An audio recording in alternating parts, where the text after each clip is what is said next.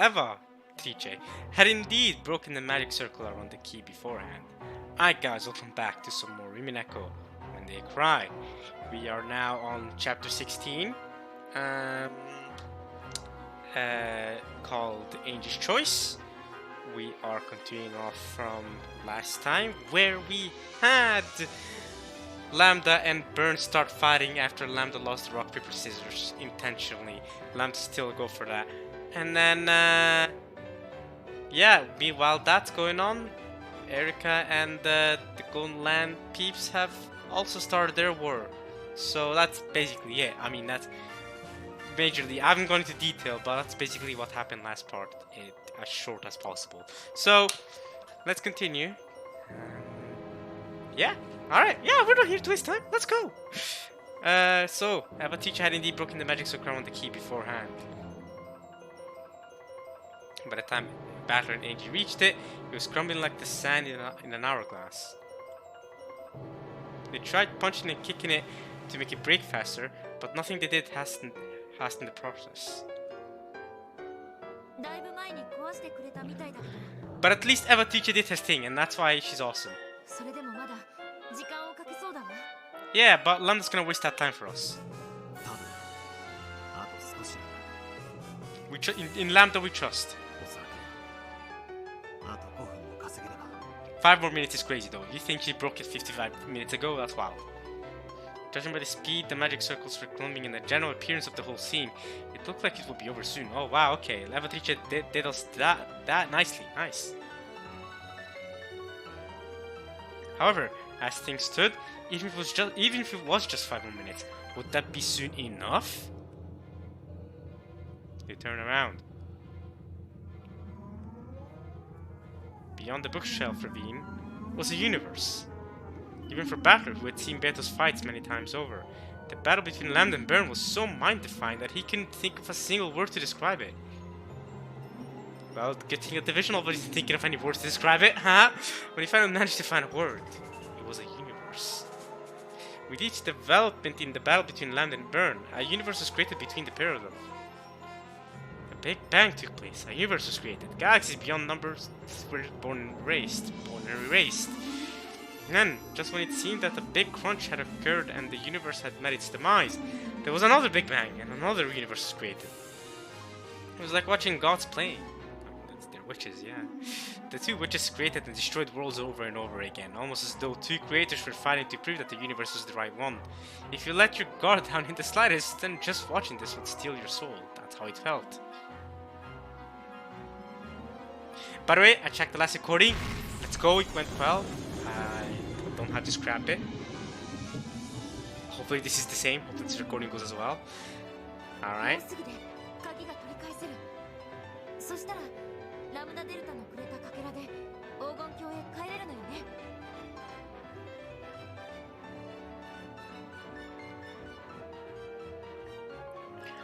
We have to go back to the Golden Land with the fragment Lambda gave us, right?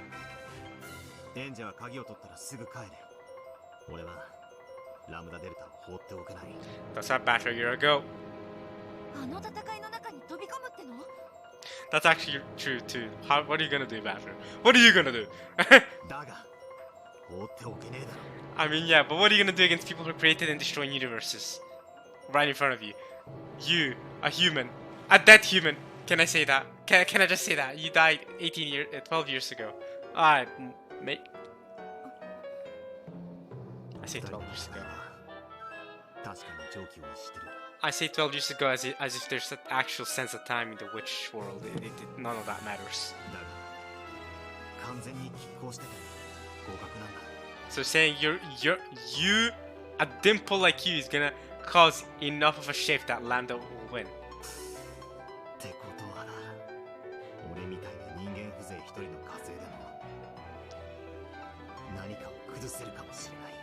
Bro, that's like if two humans are fighting, right? And then an ant okay, no, forget humans. Two elephants are fighting, and then an ant comes in, and an ant goes like, yeah, if I interrupt, something might break. What are you talking about? You're an ant. Look at the two elephants are like 1,000,000 times your size. You're an ant. What are you gonna do? Bro, save yourself. Stop it. Get humble. Be humble, Battle. Be humble. Be humble. Be humble. We can't mess with that fight. You're an ant trying to mess with two elephants fighting each other. Yeah, mate. I'm speaking this as you because I'm you, Battler. Okay, I resonate with you. You can't do much there. A perfect balance maintained by two great powers can easily break by adding even a little strength to one side. Yeah, that's if that strength is any sort of significant. Like, okay, two elephants fighting. If you add a human in it, yeah, okay, that might skew things more than an ant world, right? Obviously, right? A human might, even though the human is obviously still nothing, but it's like still just enough to maybe break the perfect balance. Okay, sure, but an ant ain't doing nothing, bro. Ain't doing nothing. However, actually rushing in there to add that little bit of strength would be literally suicidal. Like a moth flying into a furnace. That's what I mean. It might burn up before it even reaches it. That's what I mean. Like, he might not do anything.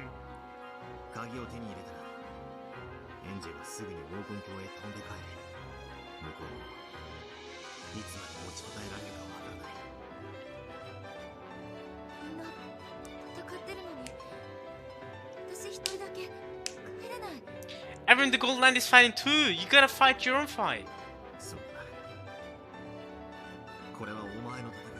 Yeah.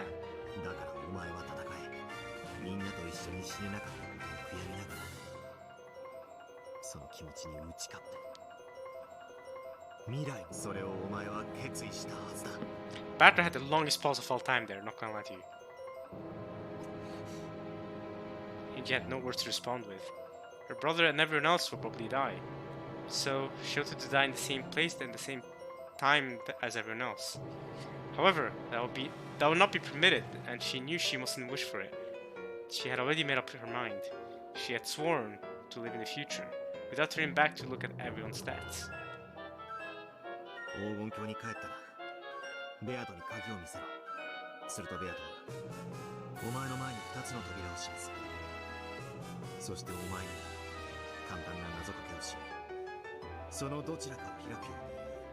What?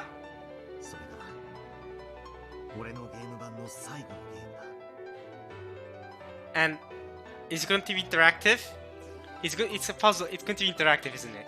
I'm gonna choose one of the two doors. Is that what's gonna happen? I'm actually kind of excited for that. If my prediction is right, I'm excited for that. Then I wonder if my but then I'm nervous, cause my choice might actually affect how the story goes, right? Now I don't. Oh, I hope those are two easy choices. Okay.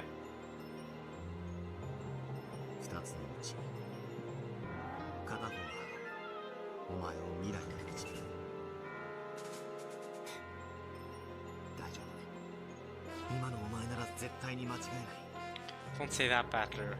Don't say that, Battler. Now I'm gonna choose the wrong one. I'm not gonna understand your message. Oh, Battler, no.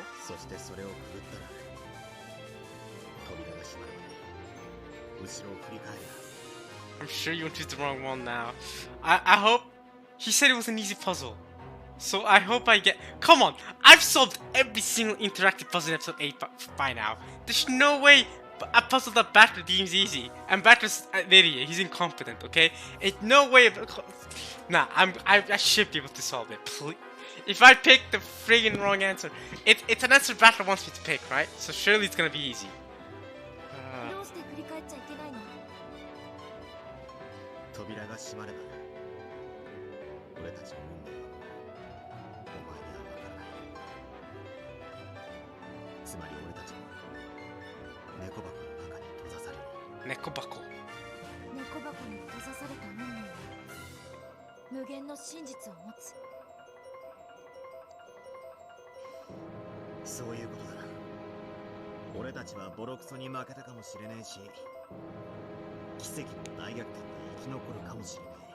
Okay.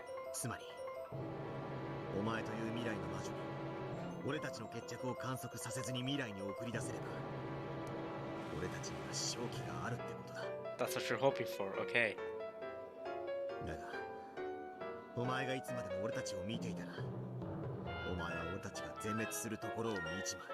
Because obviously they're going to get annihilated. 100% の敗北が確定だ。 Obviously. だからお前は Because you suck. 俺たちに勝利の奇跡を与えるためにも扉をくぐったら決して振り返っちゃいけない。いいな。 Because you suck and you're incompetent, so the chance of losing are 100%. And yes, I'm you backer, so I also suck and I'm incompetent. I'm not saying that you alone are incompetent. I'm with you. だから俺はラムダデルタを助けに行くのさ。その俺の勇姿を見送って黄金鏡に帰れば、それがお前の中での俺の最後の姿になる。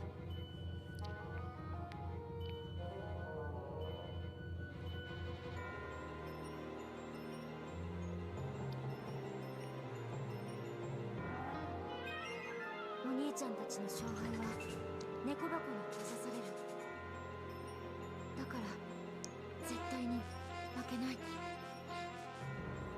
そういうことだ。だから振り返るな。もうじき限られた。一目散で黄金鏡に帰るんだ。だから今のうちに手短に未来のお前に俺からメッセージを送る。いいか、忘れるなよ。よく心に刻んどけよ。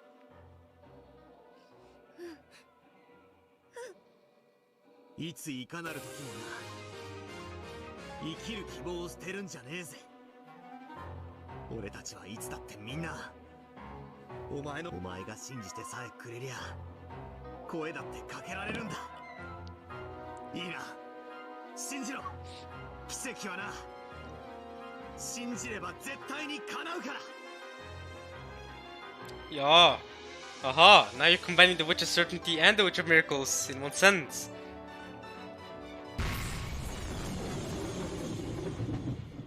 At that moment, a massive explosion engulfed Lambda and Burn. Surely, one of them had landed a powerful blow.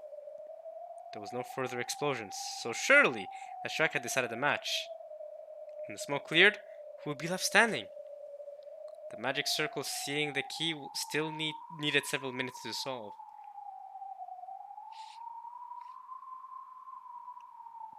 Who's remaining? It's Burn. Of course it's Burn.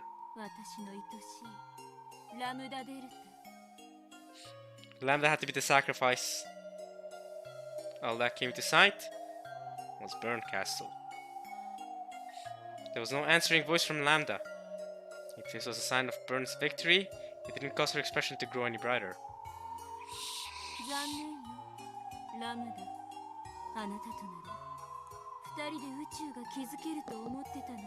You did, multiple times.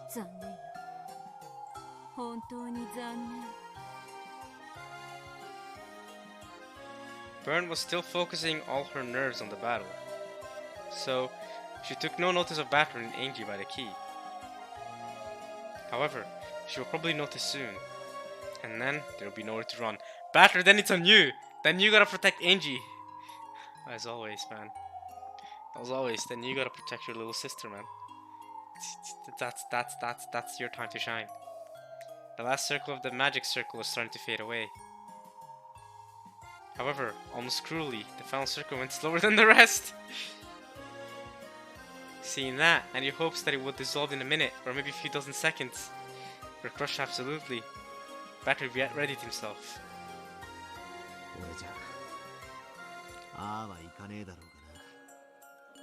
Yeah, you won twice against Burn, but yeah, this probably won't go as well. Now she can fight in full force. She won't have to fight on the Beato's rules of the game board.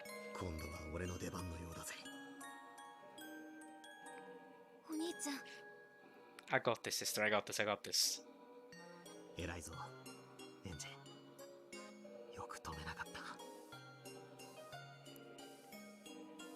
With tears still pouring down her face, Angie lovingly rubbed her cheek against the hand that had been patting her head.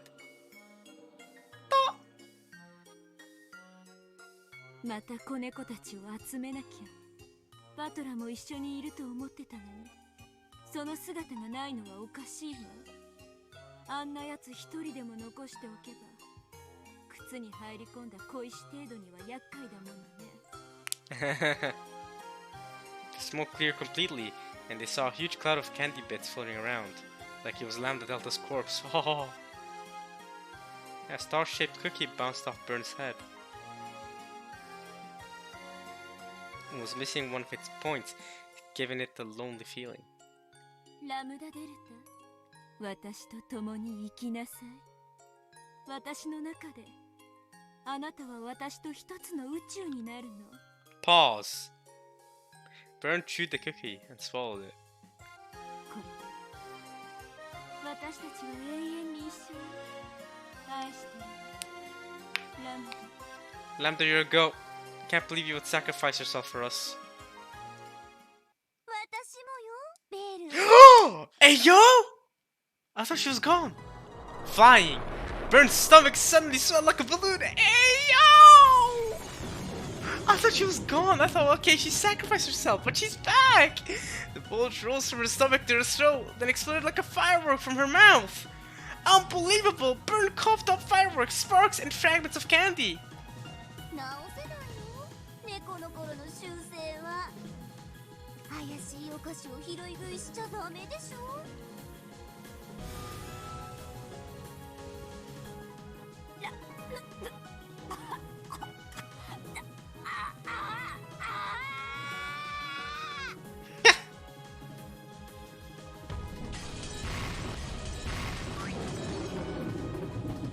Never have I been this hyped over exploding candy before. Burn kept coughing and spitting up exploding fireworks. The birth of a small universe from that sweet had hit her directly from the inside of her stomach. Even Burn couldn't withstand that.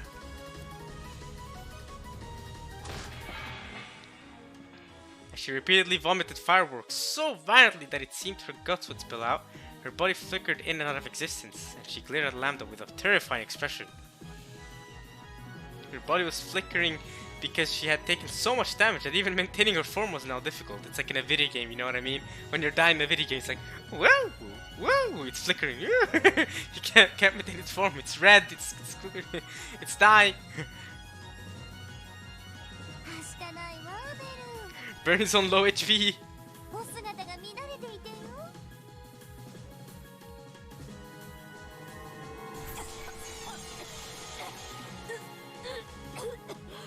ラムダ。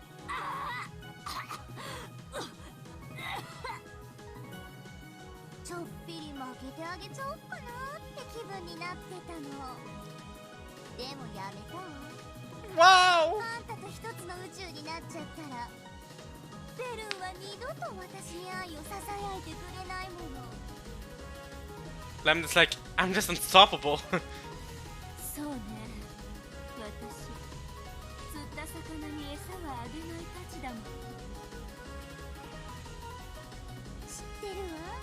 だからベルンは美しく輝くのよ。思わせぶりな仕草を見せるのに、決して誰にもこびることはない。気高い猫の女王のように。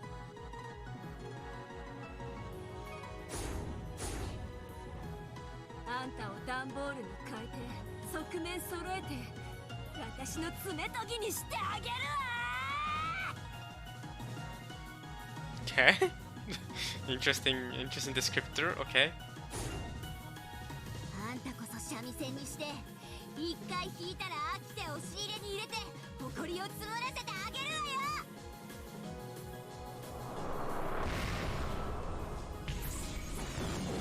Gold tsunami. Okay, we're going back to the gold tsunami thing. We're going back to the golden land. The gold tsunami had swallowed up everything, but sea spray was still flying about.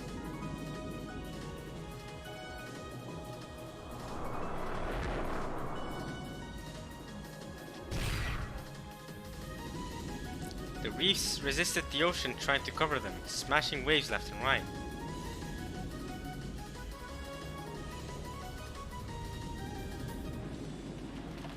Go, Will, Beelzebub, and yeah, that is Beelzebub. Beelzebub and Gertrude. The seven sisters of Purgatory and the Inquisitors specialized at close-range combat, and were rapidly building a mountain of corpses. Nice.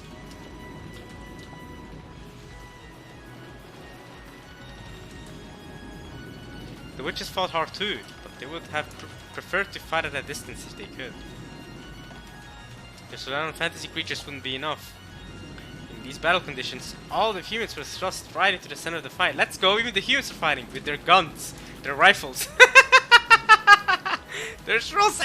Rosa, you can got this, Rosa! I support you! And Hideyoshi with his gun. And Eva smiling with her gun! Nice! Hideyoshi though looks like he wants to take a dump, as always. Eva, you should take care of his face more. You know what I mean? I mean, he doesn't look too good. But everyone in the Ushima family displayed a fighting spirit equal to the witches and guarded their backs. Even humans are not powerless. They have guns! That's the most American thing ever. Humans ain't powerless. They got guns. America, we have guns. Humans ain't powerless. Alright. Hey, there's Kiger, Rudolph, and Nazi as well. If the goats supported fantasy, they could use these as the ultimate anti-magic weapons.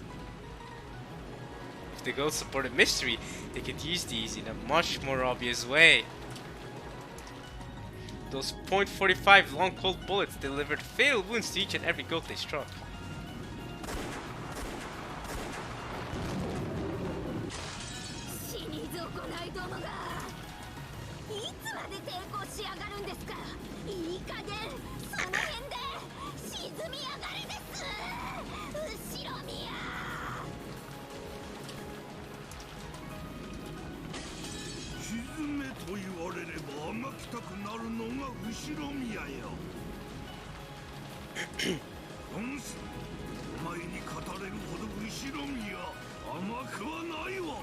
Alright, Kinzo.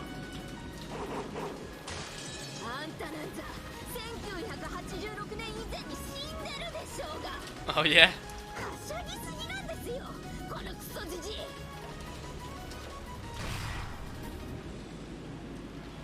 Erika's razor-sharp scythe buried itself in Kinzo's chest. It dug straight into his heart, but the daring smile on Kinzo's face didn't even falter.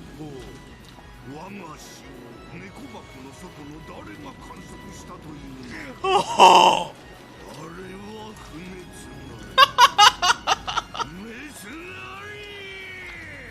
Indestructible! You can't prove that I died before 1986. Ooh, a golden punch? A punch containing all of Kinzo's last spark of life sent Erika flying. Let's go, Kinzo! It's going Kinzo with his golden punch.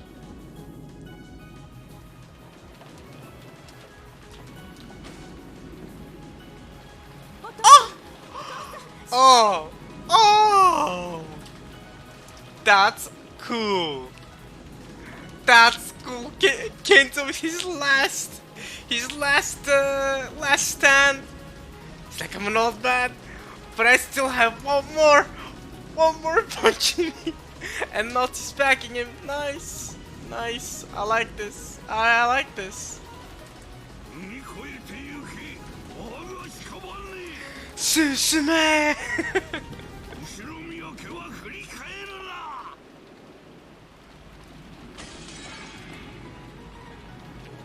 As Erika tried to deliver the finishing blow, Cross stepped in between them, blocking the way.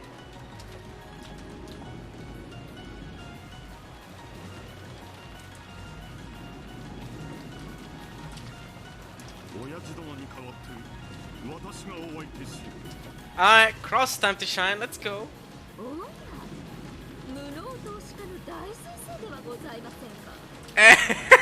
She's not wrong. I was gonna say, hey, don't say that, but no, she's completely right. He is incompetent in best acts. Yeah, she's very right.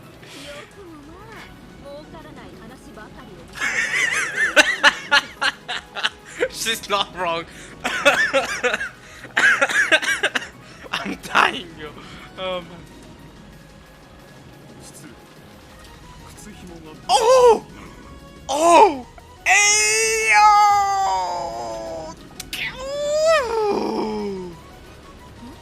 Huh? Oh! Oh! Cross is like, hey! Caught you slipping! Hey! Caught you slipping! Caught you slipping! Left hook! Let's go, Cross! Let's go! Erika tried to look down at her own feet, but what she saw was Cross's left fist! Cross's... Pooh!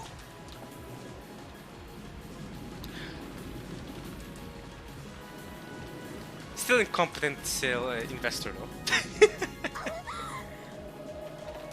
Cross's left uppercut made Erika fly in the air. Sorry, I said left hook. Uppercut, yeah, definitely.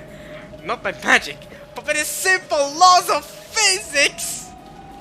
Ayo! Let's go, Cross. For instance, Erika saw the moon.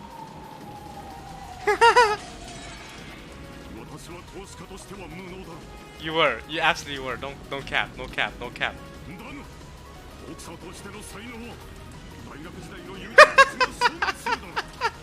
Hey, but as a boxer though, hey, yo, Cross, you should have just taken up a boxing career, bro.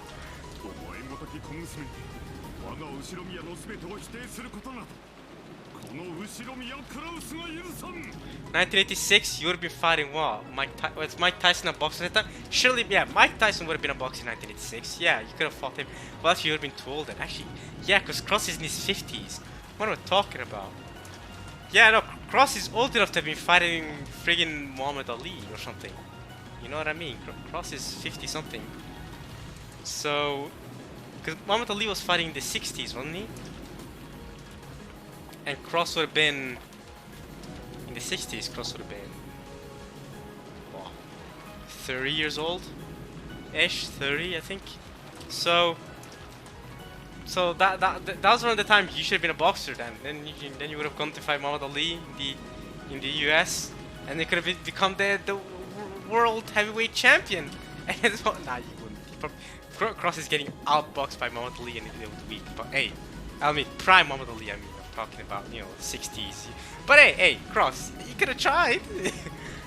I'm not able to describe every part of the Shima family, little girl. Alright.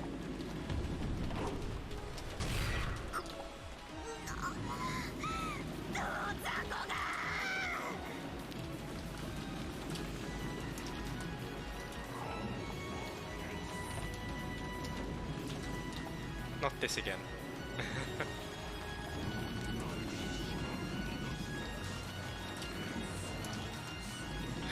Are they straight up confirming that now, or is that just a theory?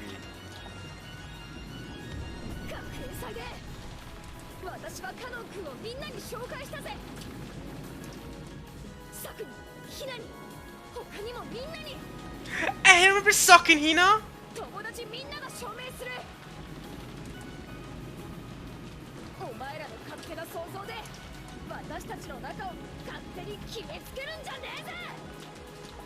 That's right! How did episode 2 scene? Oh wait, no. What am I talking about? Yeah, obviously. Yes, no, Jessica definitely could have taken Kanon there and shown everyone. Yeah, that makes sense. That adds up.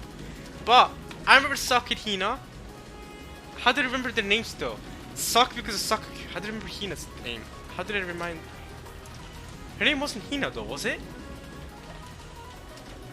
Wasn't it Saku? No, it was Saku, not Hina. It was Rin, wasn't it? It was Saku and Rin, not Hina. That's how I chose to remember their names, because I thought they might have been important characters eventually in the visual novel, but they ended up not being important at all. Gosh darn it. But you know, I just remember the names all the way back in episode 2 by using Sakaku, who's my friend. Oh, friend. I haven't talked to him in 7 years. And maybe acquaintance, maybe. But you know, I used to play with him. I used to play Rocket League with him like 7 years ago. Sakaku. I don't know if that's his actual name. I do know he's from Germany though. And then you have Rin. The reason why I remember Rin's name was not because I have a friend called Rin. It was because friend Tosako from Fate Stay 9 and Fate Zero as well. So that's how I remember their names. Hina didn't come anywhere in this. But if I had to remember Hina, I would probably use Hina from either Tokyo Avengers or Hina from One Piece. But Hina from Tokyo Avengers is easier to remember because she's one of the main characters there. I mean, she's the girlfriend of the main character, so I mean, it's all easy to remember. And Hina from One Piece is kind of a minor side character, kind of vice admiral. She's pretty cool though. I like her powers. Her powers are okay, but I do like her character design. Anyway, moving on. I'm rambling. Alright. Jessica's eyes are grey now, and she's also going in with her punch, learning from her father, copying her father. But she's got her brass knuckles, so her punches are real naughty. Jessica's okay, that might have not been the best word to use. But anyway, Jessica's body blow made the goat's massive body cave in. Your turn, Kanon, you also fight.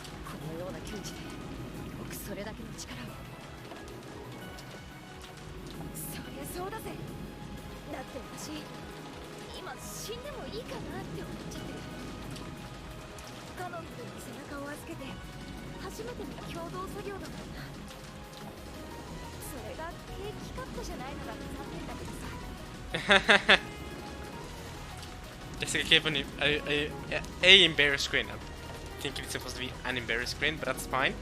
That's fine. Surprisingly, a lot of interesting grammatical errors in the vision of episode 8. But only in episode 8 specifically, not any other episode. There's been grammatical errors before, but maybe once at most per episode. At most. I don't feel like I remember any grammatical errors in, episode 6 or something, but I don't know, episode 8 has had quite a few, I feel like. Anyway, she looked even more relaxed than she had on the stage at the school festival.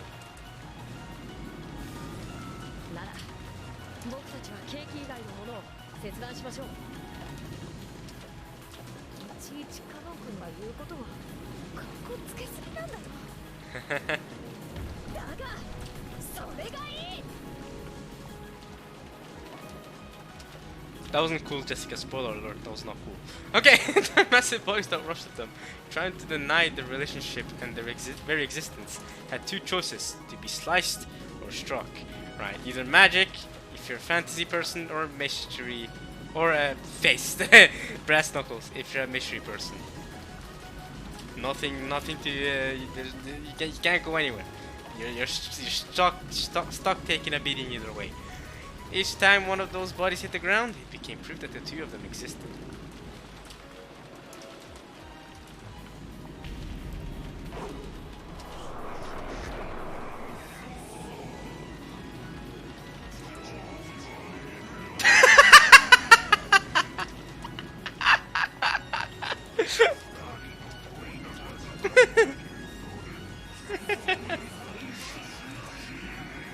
Ew, these goats have no chill. George is an antisocial shut-in. Ain't no way that man is finding love. The goats are ruthless. Hey yo! Hey yo! Pan out! The goat's lock-sized fist burned itself in George's face. Pan out! They were in the middle of a tightly packed melee. There was no way to dodge an unexpected attack like that. But he blocked it, because that's George.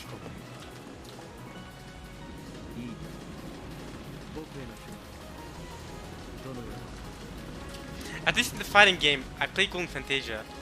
George is a counter-attacker, right? So he kind of has a hard fighting style to play with. I don't really like playing George in the fighting game because all his special moves and stuff are about counter-attacking. So when someone attacks you, you have to time that so you can't counter-attack them, and I'm not good with stuff like that. I'm not good parrying and stuff like that. But if you are, then George is a good character to play. So yeah, so he blocks and then counter-attacks. So that's what George is doing right here, right? George had indeed been hit with a fist right to the center of his face. However, he didn't bend over backwards, not even an inch. The goat started to worry. What exactly had he hit? Hadn't he punched a human made of flesh? It was as though he had slammed his fist into a steel wall, and it was his fist that was hurting. However, the goat was too scared to move his fist from George's face. After all, if he did, the expression on that face would probably be terrifying. George's hand knocked that fist away.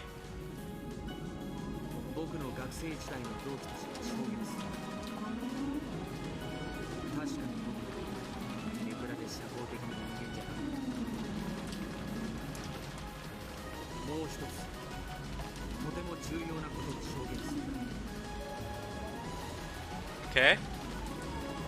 George was only grabbing the goat's massive fist with his tiny hand. However, that face was being crushed as though you had a vice around it. Even though the other hand was so tiny, the goat couldn't even move its fist. 自分に対する一切の喧嘩をした試しはどのような挑発にも今臆病な勝負 Alright, George, what are you gonna say now? You gotta start to sound. You gotta at least attempt to sound cool. Come on, say something cool. 誰もがそう証言する Okay? Now what? 喧嘩を一度もしたことがないとは誰も証言しない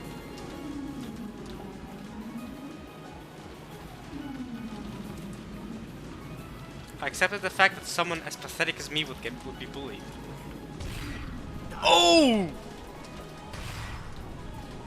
そんな僕に味方してくれる人への Look at that! Look at that CG, by the way. Look at George's face. That is actually a pretty terrifying face. You know, I don't want to mess with that. Especially because I know that he took some, you know, martial arts with his mother, right? Because his mother wanted George to be a fighter, or at least know how to, you know, self defense and stuff, right? You do have to fight at least a little bit. あらゆる挑発と挑戦を断じて一度たりとも僕は許したことはない Alright, George. Man does not tolerate bullying. That's his cool speech. Yes. Yes.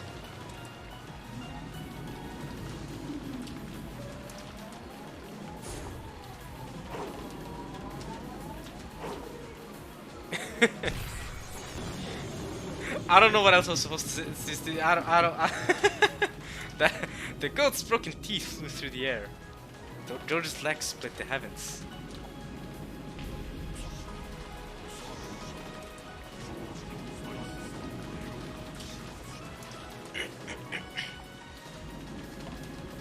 A goat's filthy finger touched Shannon's back. The finger exploded and boiled away. 私のジョージさんの愛は純粋で高潔です。ジョージさんは私が記した手紙のすべてを保管なさっているでしょう。それらをご覧いただければ証明できるでしょう。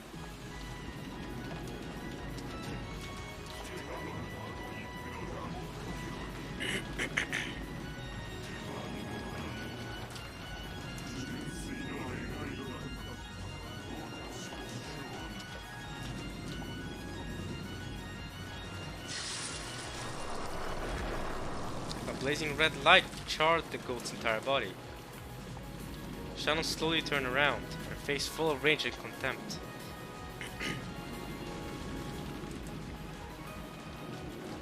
愛を知らぬ哀れな観測者。お前にはミステリーは愚か、人の心を読む資格さえもありません。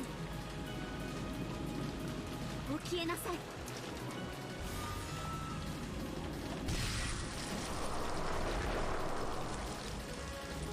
An absolute barrier rose up around Shannon, incinerating the goats around her with its intense heat.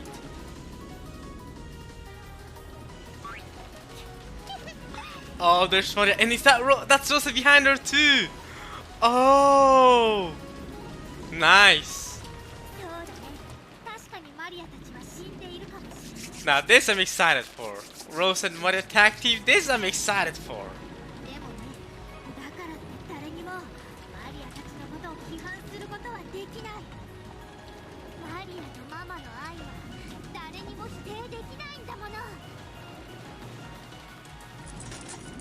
Maria grinned, showing her teeth, and performed her job without even looking at her hands.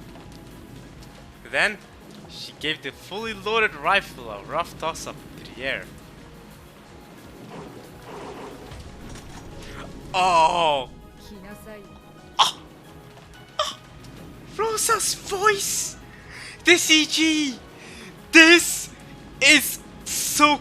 This is my... it's my favorite CG. I don't care if I'm biased. I don't care if I'm biased. This is my favorite CG in the entire visual novel. This is so cool. The moon in the background, their pose, the way the camera's angled. Maria with her hands behind her. Rosa with the gun! With the gun!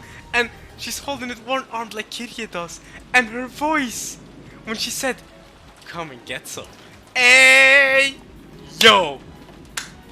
This is peak. Okay. Okay, now, nah, I don't, even without bias, come on now, y'all, this is cool. Maybe not the best CG in your opinion, but come, I got it, this is cool. This is cool. Come on now. You gotta support it, come on. Rosa and Maria tag team, you gotta support it, come on now. This is hype. That's awesome. Come and get some, she said. That voice of hers, I'm gonna need to rewatch that later, just to listen to Rosa's voice again, saying that again. That sounded creepy, eh? Yo, it's like, you don't want to mess with Rosa. Rosa, who stood back to back with Maria, caught him without turning it around. Hey, yo! They got sauce. This family has sauce. They're saucing. They are saucing. Yeah! That's cool. No, that wasn't quite it. Maristo had landed the gun directly to Rosa's already outstretched hand in a precise, blind exchange. They are in sync. Mother and daughter. These two are in sync. Unbelievable. And what? And I guess what's that's Meredith's holding like a bag. I'm guessing that has like bullets, and that she's reloading the gun. Hey man, this is too cool. Rosa's head was pointed at the ground, and she stroked the fidget trigger with her index finger. Her head was pointed at the ground. Okay.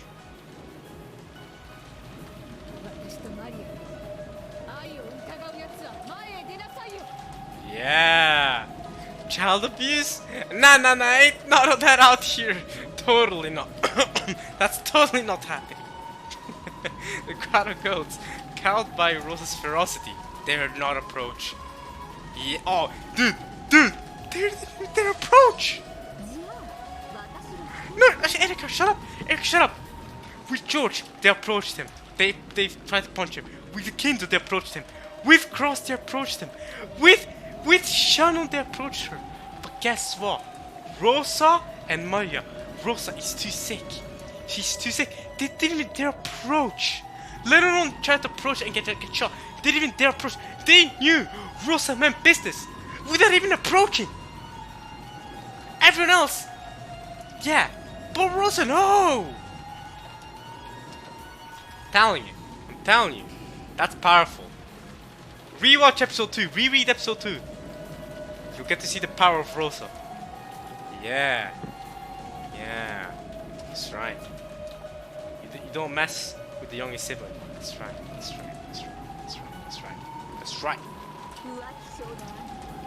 Oh!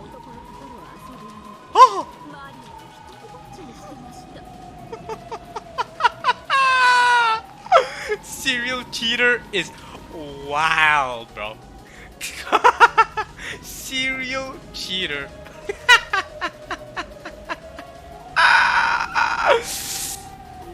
Baby.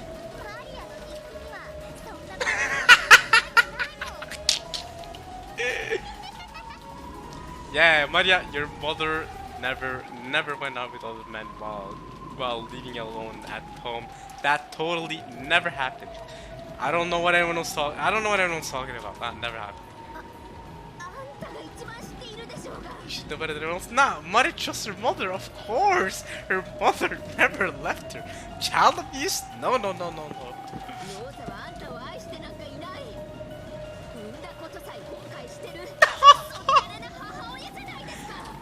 Hey, okay, say it with the right truth. Show me some proof. First, show me any diary where that's stated, baby. The executioner.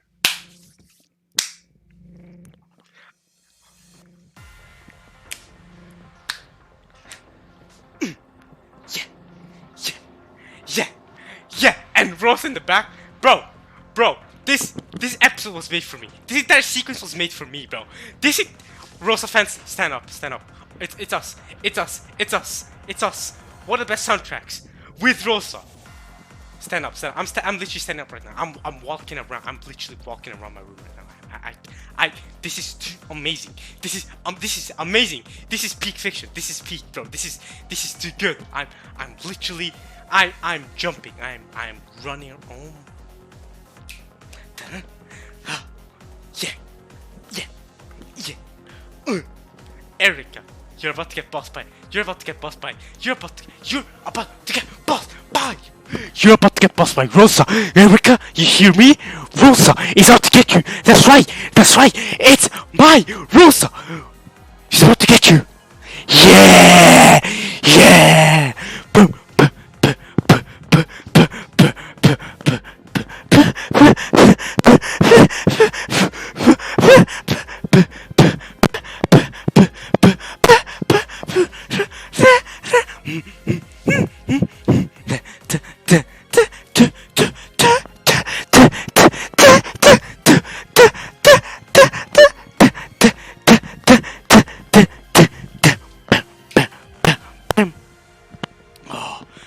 I think it's time to sit down. I think I've only yelled enough. Man, this OST is a banger! Erika appeared at the unfeeling moon. The taste of metal in her mouth! Hey, are you all ready? Ready?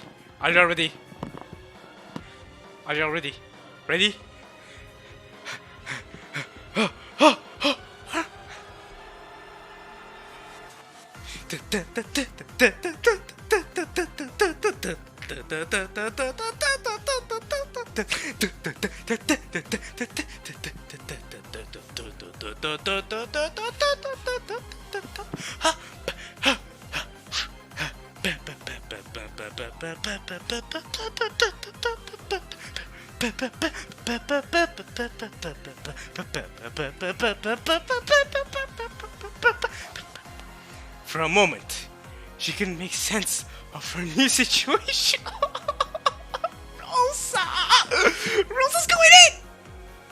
Rosa's going in! Dude, I'm sweating, bro. I am sweating. Hey, yo, commenter, if this is what you're talking about the scene with my favorite character, with my favorite girl, this is it, bro. I think this is what you're talking about. I hope, dude, dude, if this isn't being recorded, I'll be so mad. Y'all better see my reaction to this. This is too peak for me to have to re-record this. I will be so mad. If you're listening to this right now, if you're watching this right now, you better be happy. I would be so happy if this, please, I would hate to have to re-record this, man. Alright. You can make sense of a new situation. Was that cold feeling on her back? The ground! Huh? Why am I lying down? Ayo, Rosa! Sender! And wasn't the moon full? Why isn't it now? Come to think of it, my teeth hurt. There's something cold and hard. Pause. Then she figured it out.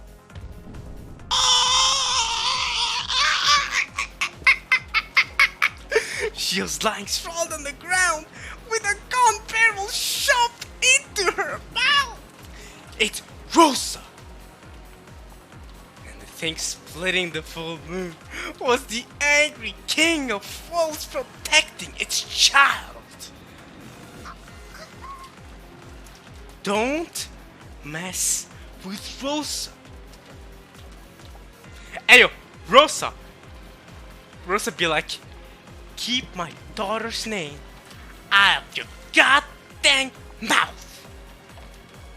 She's being like Will Smith. Except it's her daughter, not his wife, but you know. And she shot up. The gun barrel exploded inside her mouth, shattering her medulla oblongata. Hey, is that a callback to how Rosa died back in episode 3 with Maria? Nice. But it was only her after image. Oh! You got out of that? Oh, you 恐 better. ろしい女です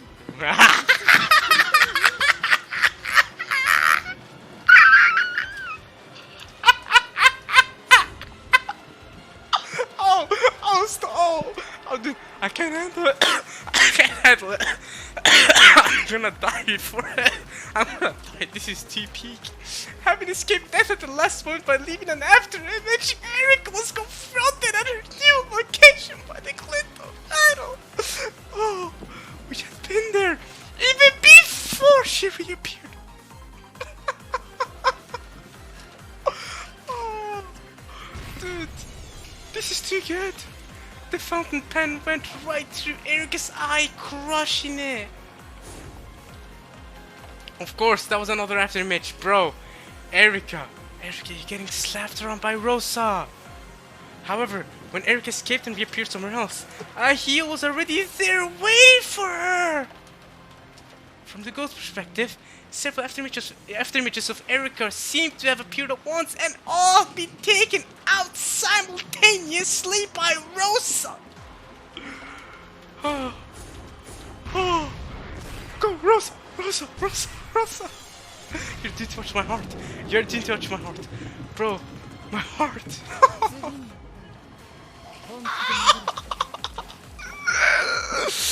Yeah, look at Buddy is smiling as well. ママは強いんだよ Oh, she's strong. She's taken Erika's heart, and at this point, she's taking my heart as well, yo. Rosa's going in, man. I love how Erika was like, she might as well not be human. Oh, oh. And so, Erika couldn't reappear anymore. Whew. At the very least, not within Rosa's range of attack. Man.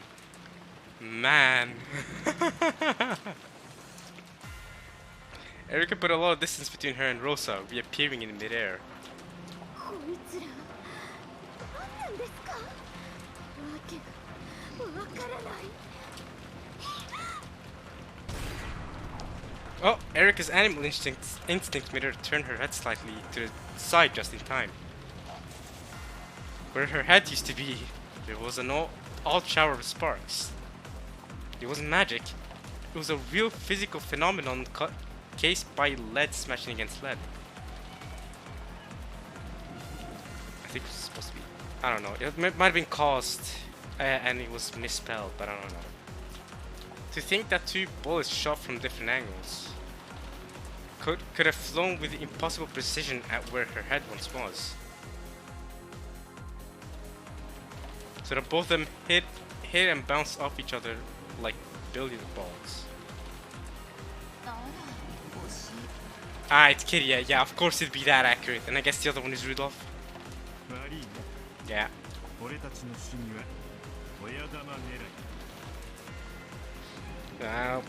They'll probably work pretty well. 私たちクレイは得意あまりのんびりお空を飛ばない方がいいんじゃないかし The two of them spun their rifles in exactly the same way at exactly the same time, rolling them in a way that put old westerns to shame, and pointed them back up where Erika was in the sky. この化け物どもが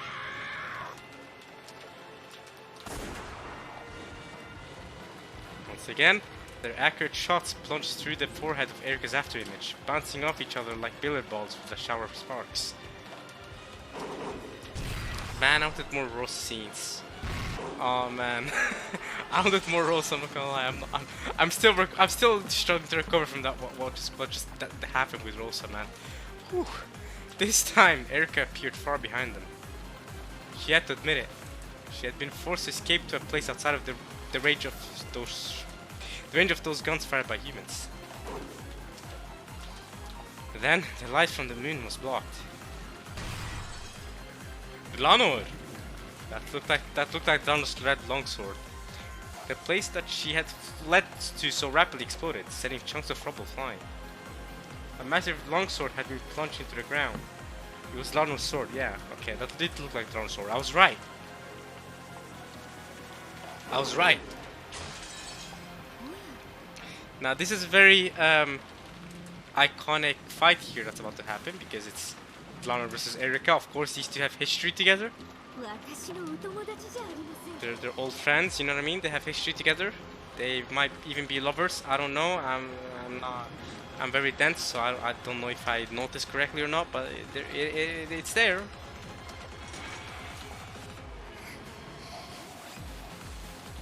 Erika dodged it by a hair, but this bulky, brutal longsword was more of a cannonball shaped like a sword and something for cutting with. Despite the successful dodge, the blast of air pressure had made her eardrums throb. Lana was serious. She had seriously intended to smash Erika to bits.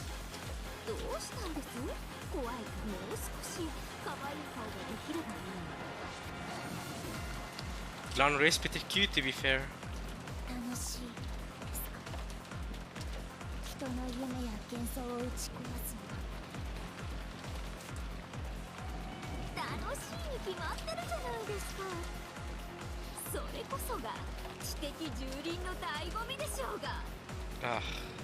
I can't say that word, man.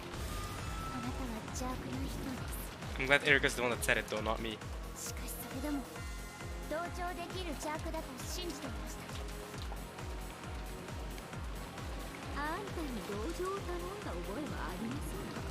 She never did, to be fair.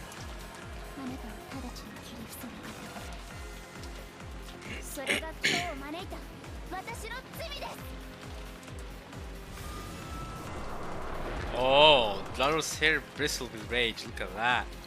Look at that. We've seen this CG before, but still cool to see it again. Seen this expression on the one she had once called a friend, pinned Erika to the spot. Waga Tomoyo. Oh.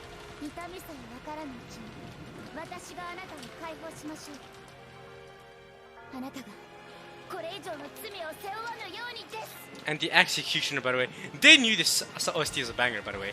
That's why they've been playing it so much between both episodes, at the end of episode 7 and now in episode 8. They've been playing it so much because they know it's a banger. They know it's too much of a banger not to play it a lot.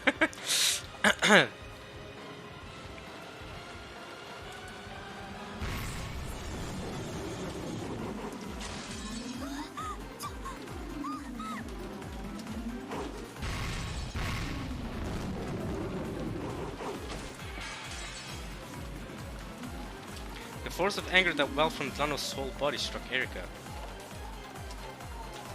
Or rather, the swirl of blasting wind from Lano's massive longsword sent her flying.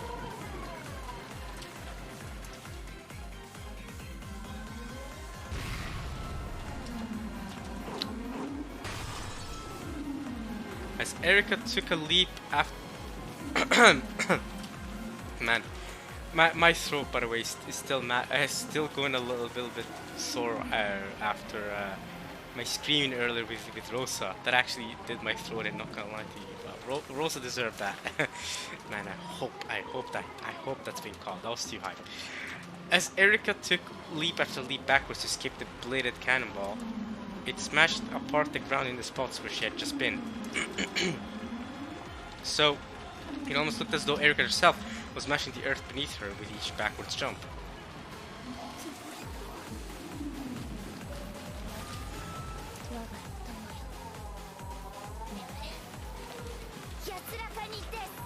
Requiescat in pace! Des!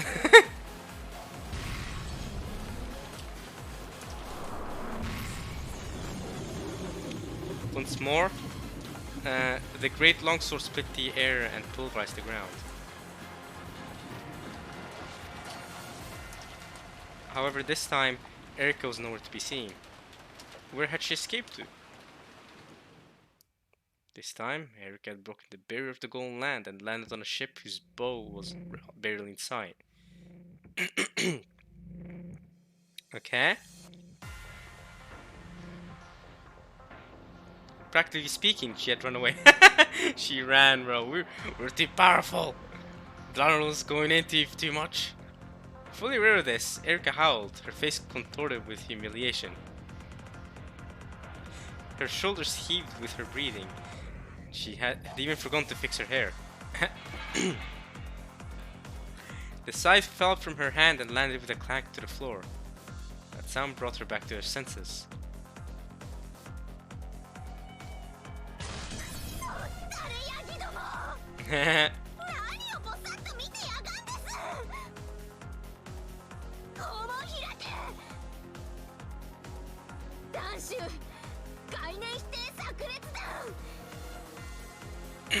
Concept negation.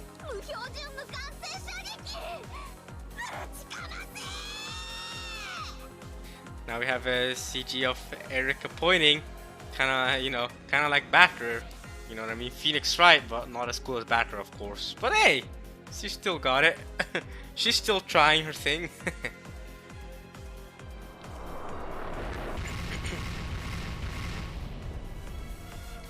The warship that had flown into the Golden Land opened their gun ports one after another, and then they all fired at once in a scattered mess of cannonballs.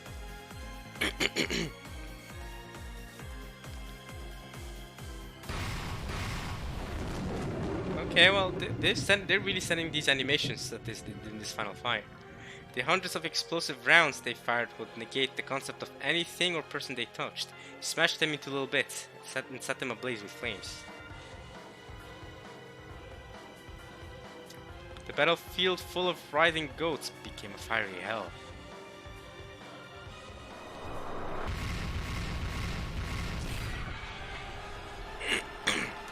Oh, look at this! Look at the fire! Oh no, that's gonna... With the rain and the fire, this is definitely going to cause frame rate issues for you guys watching. A cannonball smashed the arbor. The once beautiful garden maze was burned down piece by piece. Beautiful garden maze was burned down piece by piece, and the fleeing gold butterflies were drowned in flames, burning to nothingness like little scraps of paper. This was no longer a battlefield where two sides fought for victory. It was just a confused, hellish spot. The Golden Land was being torn apart. The once beautiful rose garden was filled with explosion craters, and its rose petals were scattered about without pity. Flying bits of flesh, blood, fangs, jaws, shrieks and half-crazed screams. And even amidst this hellish swirl, the goats and the dead continued to fight. Seen from atop the boats, this was, without a doubt, hell.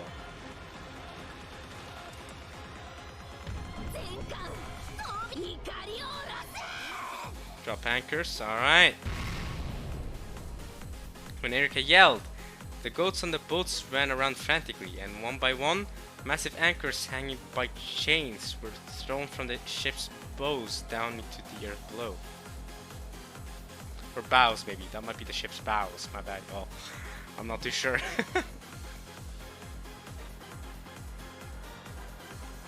Those anchors smashed through not only the ground, but the bottom of the Golden Line itself, digging in with their wedge-shaped tips.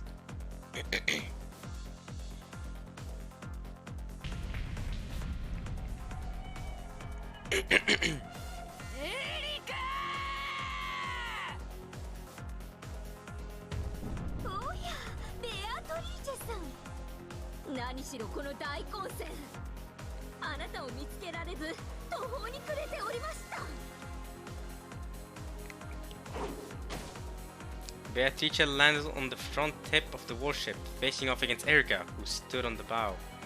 I'm gonna say bow. Let's go with that.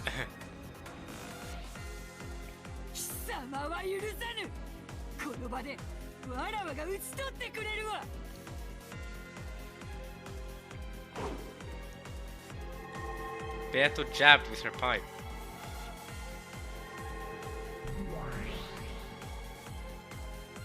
He transformed to a beautifully intricate, long, and golden sword. Okay. Beato the Golden Witch with a golden sword. Okay.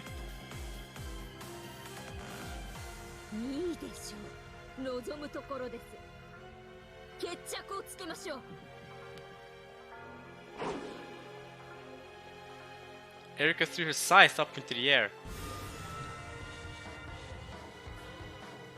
When it returned to her hand, it had become a sword similar to Beato's. Okay, they're facing off with their own sword. Okay, side to sword. Okay, well, sword against sword. Cool, cool. The nearby goats crowded around Erika, trying to support her. Nah, it's gonna be a 1v1, like a pirate. They're pirates now. I say that as if pirates don't all fight all with each other. But nah, this is gonna be a proper 1v1, okay? Captain versus captain. Mano a mano.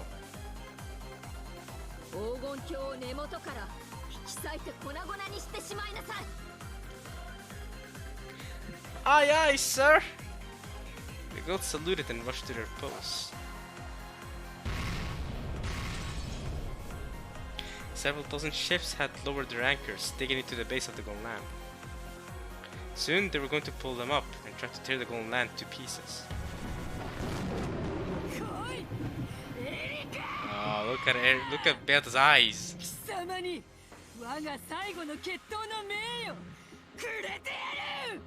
Beata's final duel with Erika. Okay, and meanwhile Lambda's fighting Burn. That's going to be their final duel. Now look at Beata's eyes here. Kind of gray, like gray with the same color as Jessica. Originally, Beata obviously has blue eyes, so similar to Jessica, who also has originally blue eyes. Now they've turned gray, but with like a red dot, coming forth. So similar to when Jessica's going crazy, her eyes also turn gray. In episode, remember that in episode 6. So yeah, kind of similar to that. Okay. But Beata looking scary. I don't want to mess with her, but it's her final duel. So, what are you gonna do, Erika? You got this, or do you not got this? Let's see. Beata raised her sword, bowed in the ancient fashion, and waited for her dual opponent. Erika kicked off her shoes violently and slowly walked up to the tip of the boat barefoot. Then, in accordance with Beata's rules, she bowed back. A duel on the prow of a ship that pierced the sky. Below, the crowd of goats was being blasted away by the indiscriminate cannonballs, burned up and crushed in the panorama of this world's end.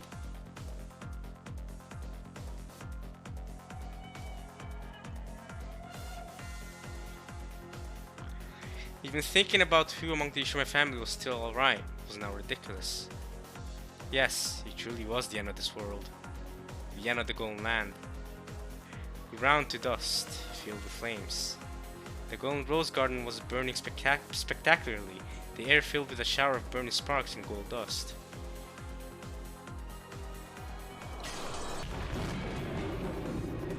The ground, the base of the golden land, creaked as fissures ran through it.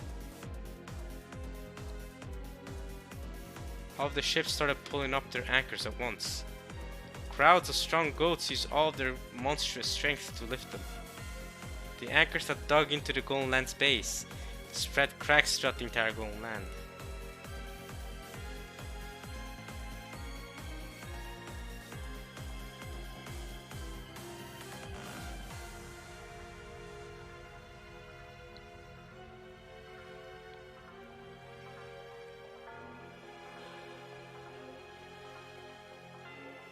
Not just the ground, but the air itself was filled with cracks, and shards of gold fell down everywhere.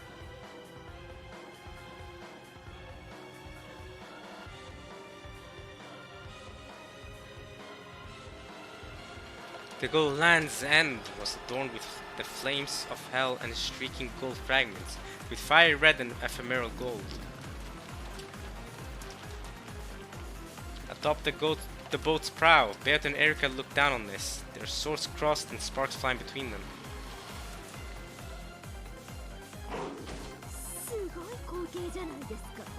And the executioner's still going wild.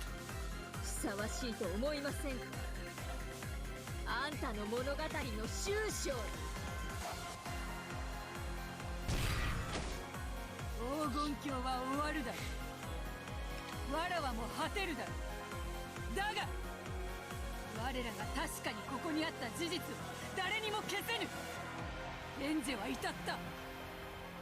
未来の魔女は使命と希望を持ち、もうじき旅立つだろう。すでに我らは成し遂げている。あいにくだな、フルドエリカ。この戦、すでにわらわたちが勝利しているわ。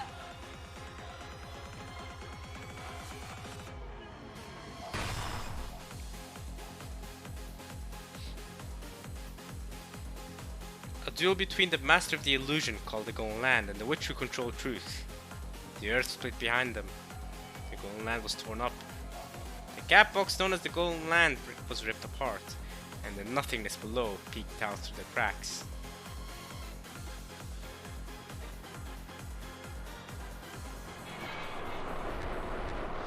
By goats, idiots!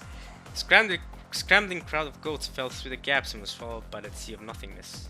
Beto's friends were also among them. They helped each other, stretched out hands to each other, intending to hold on to everyone to the very end. But that is such a fragile fantasy. And what romantic optimism it is to embrace it at the end of the world.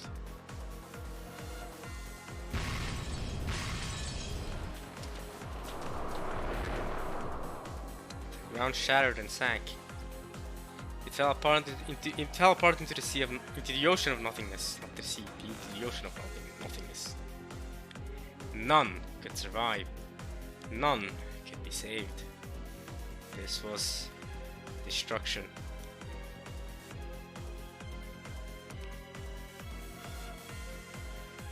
As the friends fell into the sea of nothingness, they looked up one last time and prayed. They prayed that the Master of the Golden Land would leave proof that the Golden Land had indeed existed. However, Beto didn't look down at them. They wouldn't have wanted her to.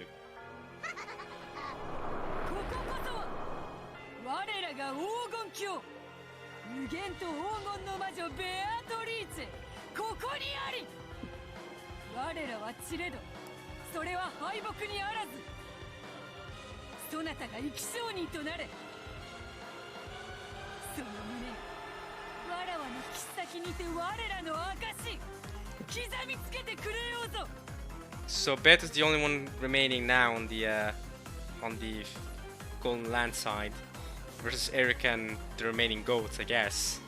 But I mean, yeah. So all the fantasy creatures in the Golden Land, all the humans and all the servants, they're gone now, or at least they're falling and praying that Beto will win this fight.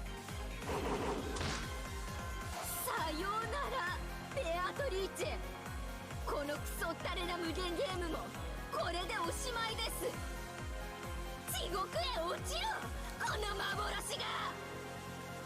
Well.